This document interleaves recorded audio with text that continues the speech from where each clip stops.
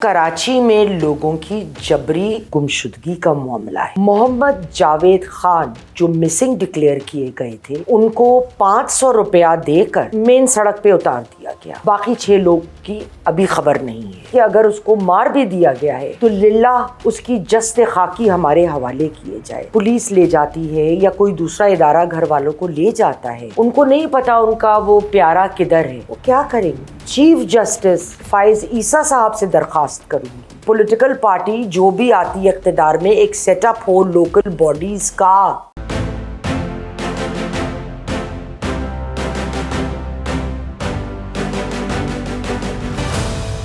السلام علیکم خواتین و حضرات، میں ہوں آپ کی میزبان یاسمین آفتاب علی۔ پروگرام یاسمین کی بیٹھک کے ساتھ آج ہم جو موضوع اپنے پروگرام میں جس کو بہت ضرورت ہے ڈسکس کرنے کی، وہ کراچی میں لوگوں کی جبری گمشدگی کا معاملہ ہے۔ میں کچھ حالات اور واقعات کی کڑیاں آپ کے ساتھ جوڑوں گی اور آگے فیصلہ آپ کے اوپر ہے۔ اگست 2023 میں محمد جاوید خان جو مسنگ ڈکلیئر کیے گئے تھے ان کو 6 سال قبل وہ غائب ہو گئے اور کچھ ہی عرصے پہلے ان کو 500 روپیہ دے کر ایک مین سڑک پہ اتار دیا گیا۔ ان کے ساتھ 6 لوگ اور بھی گمشدہ تھے اور کہا جاتا ہے اور کہ یہ جو لوگ ہیں ان کا تعلق MQM-L یعنی MQM لندن سے ہے۔ باقی 6 لوگ کی ابھی خبر نہیں ہے۔ ڈائسنٹ ٹوڈے جو امریکہ کا ایک جریدہ ہے، اس نے فروری 11 2023 کی رپورٹ کے مطابق ایک شخص فرقان کی ماں کا بیان پیش کیا جس نے کہا کہ سندھ رینجرز میرے بیٹے کو 2015 میں اٹھا کر لے گئے تھے اور انہوں نے کہا کہ اس کو ناگن چورنگی کراچی سے اٹھایا گیا تھا اور وہ دل سے یہ کہہ رہی تھیں کہ اگر اس کو مار بھی دیا گیا ہے تو للہ اس کی جسد خاکی ہمارے حوالے کیے جائے۔ تاہم انہوں نے اس بات کا کوئی ذکر نہیں کیا اور جریدے نے یہ نہیں بتایا کہ اگر ان کو اٹھایا گیا ہے تو اس کا گواہ کون ہے، اس کے کون لوگ ہیں جو اس کی گواہی دے سکتے ہیں کہ کسی نے اٹھایا اور کس نے اٹھایا۔ Commission of inquiry on enforced disappearances COIOED نے ایک رپورٹ جولائی 2022 کو جاری کی جس میں انہوں نے کراچی کا گمشدہ افراد کا کچھ ڈیٹا بھیجا۔ اس میں بقول ان کے کہ کل کیسز 8696 ہیں اور انہوں نے یہ بھی کہا کہ اس میں سے 6513 کیسز تو سالو ہو چکے ہیں لیکن 2219 کیسز ابھی بھی پینڈنگ ہیں۔ تاہم ہیومن رائٹس ایسوسی ایشن کا کہنا یہ ہے کہ یہ جو بات کی جا رہی ہے یہ بات غلط ہے اور اس سے بہت زیادہ کیسز ہیں جو کچھ تو رجسٹرڈ ہیں، کچھ رجسٹرڈ نہیں ہیں، کچھ جو آفیشیل بھی معاملات ہیں وہ کم لوگوں کو بتائے جا رہے ہیں۔ پھر ہم آتے ہیں پاکستان ٹوڈے کی رپورٹ کے اوپر جنہوں نے 29 نومبر 2023 کو انہوں نے کہا کہ 3 لوگ جن کے نام دیے گئے اور سندھ ہائی کورٹ میں اس کیس کی سنوائی بھی ہو رہی تھی کہ جی یہ لوگ غائب ہیں اور بڑے وقت سے غائب ہیں۔ اس میں ایک کا نام محمد اقبال، ایک کا نام سائمہ بی بی اور تیسرے کا شاہنواز تھا۔ اتفاق سے جب ہیئرنگ ہو رہی تھی تو محمد اقبال کا پتہ لگا کہ وہ زمان ٹاؤن پولیس کی تحویل میں ہے کیونکہ وہ بہت سارے کیسز میں مطلوب ہے، نہ صرف وہ بلکہ باقی 2 لوگ بھی جو اس وقت مفرور ہیں، ان کو آپ گمشدہ نہیں کہہ سکتے اور وہ بہت سارے کیسز میں مطلوب ہیں۔ دوسری جانب ادھر میں ایک بات کرنا چاہوں گی کہ بہت دفعے جب کوئی لوگ کسی غلط کام میں، ٹیررزم ایکٹیویٹی ہے، کوئی ڈکیتیاں ہیں، کوئی مرڈرز ہیں اور وہ انڈر گراؤنڈ چلے جاتے ہیں یا غائب ہو جاتے ہیں، ان کے گھر والوں کو بھی نہیں ان باتوں کا علم ہوتا اکثر و بیشتر کہ جب لوگ ہمارے مرد یا ہمارے ہاں لوگ باہر نکلتے ہیں تو وہ کس نوعیت کے کام میں ملوث ہیں۔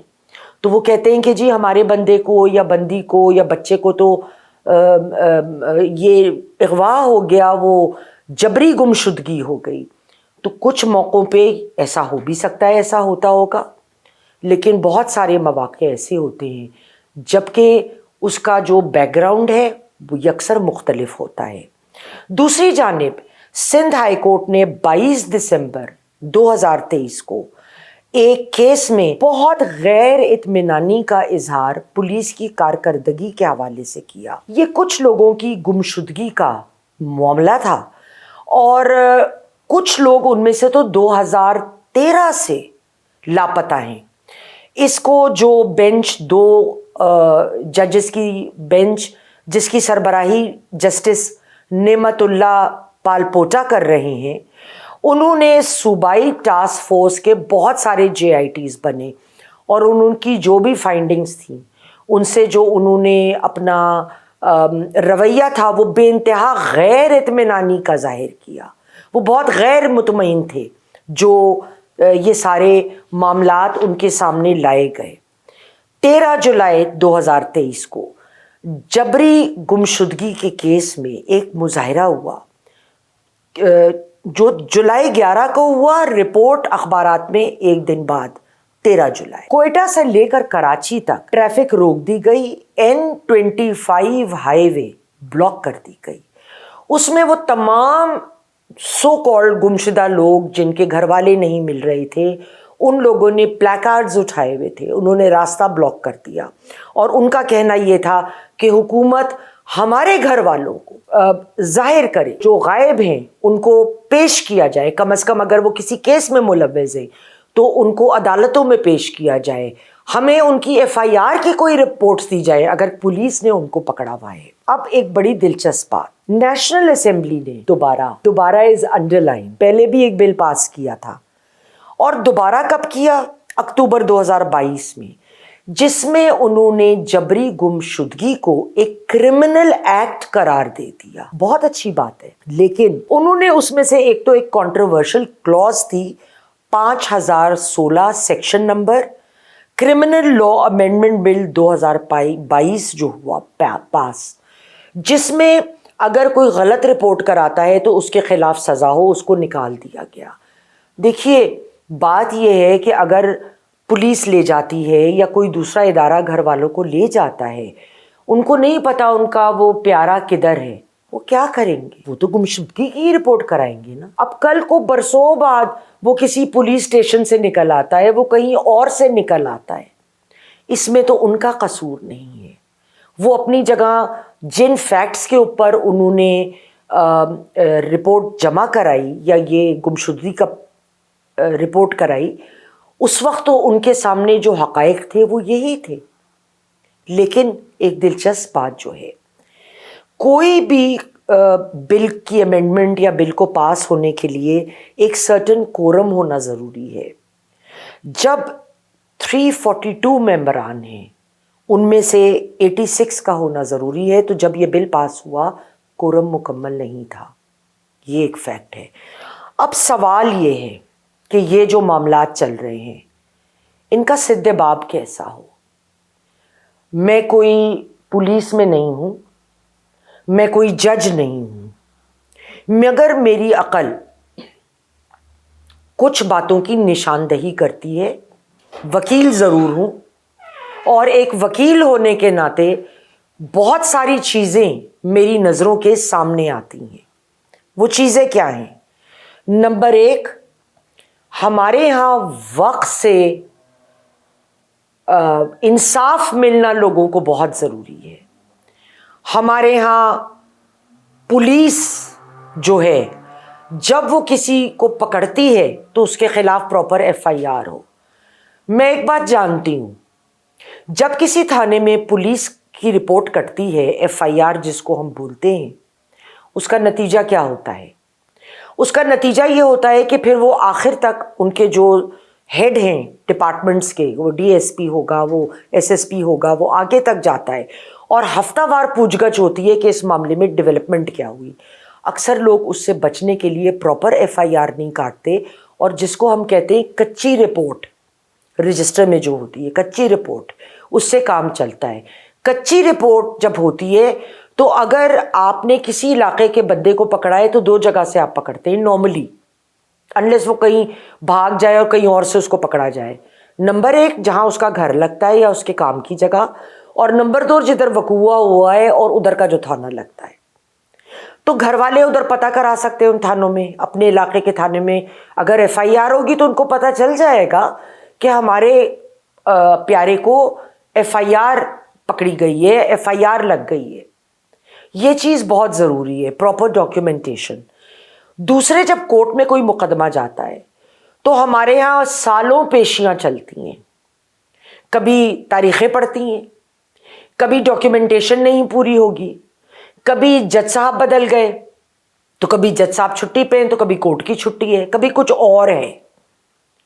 तो बहुत सारे मामलों को स्पीडी ट्रायल देना ज़रूरी है और कोर्ट को ये चाहिए। और इस प्रोग्राम के ज़रिए मैं चीफ जस्टिस फाइज ईसा साहब से दरख्वास्त करूंगी कि एक कैटेगरी बनाएं या एक से ज़ायद कैटेगरीज जो अर्जेंट बेसिस पे, कुछ केसों की नौयत ऐसी होती है कि उसको डिले नहीं करना चाहिए, उसको नॉर्मल रूटीन में नहीं आना चाहिए। तो उसके लिए वो स्पीडी प्रोसेस का कोर्ट अलग हो या कोई बेंच अलहदा बनाई जाए with in the existing courts कि वो उनको स्पीडी ट्रायल दे सकें। फिर आता है अकाउंटेबिलिटी। जब किसी के साथ ये वाकया किसी के घर वाले से के साथ होगा तो वो क्या करेगा? वो धक्के खाएगा पुलिस स्टेशन के, कोर्ट कचहरी। अगर हमारी लोकल बॉडीज हों और हर पॉलिटिकल पार्टी जो भी आती है इख्तिदार में एक सेटअप हो लोकल बॉडीज का, तो उसमें क्या एडवांटेज होगा? लोग एक शख्स के पास अपने इलाके के जा पाएंगे, उससे अपने मसाइल डिस्कस कर पाएंगे, उसकी जिम्मेदारी बनेगी कि वो शख्स जो है उनकी मदद करे और मामलात को देखे और उसको रिजॉल्व करे। क्या मामला किधर है, क्या मामला किधर पहुंचा है। इससे अकाउंटेबिलिटी आती है। उस आदमी को भी पता है कि मैं अगर नहीं करूंगा ये तो मैं दोबारा, मुझे वोट नहीं मिलेगा, मैं दोबारा नहीं आ सकता। लोकल बॉडीज इलेक्शंस में मेरा कोई काम नहीं है, मुझे कोई मुंह नहीं लगाएगा। हम बैठे होते हैं MP और MNA के मुंह को देखते हुए। वो जब आपसे वोट लेके जाते हैं, भाई साहब उन्होंने 4-5 साल बाद तो अपनी शक्ल भी खानी है, आपके काम नहीं करने। तो लोकल बॉडीज होना जो मुशर्रफ साहब के दौर में हुआ था, और सुनने में आया है कि कराची के बहुत सारे मसाइल एड्रेस हो रहे थे, लेकिन जब सो कॉल्ड डेमोक्रेटिक हुकूमत आई तो लोकल बॉडीज को स्क्रैप कर दिया गया। तो हम इलेक्शंस का तो शोर मचा रहे हैं, लेकिन योर ऑनर फाइज ईसा साहब लोकल बॉडीज किधर हैं, उसकी तरफ भी तवज्जो करें। प्रोग्राम पसंद आया हो लाइक करें, शेयर करें, कमेंट बॉक्स में कमेंट डालना ना भूलिए। अगले प्रोग्राम तक के लिए खुदा हाफिज।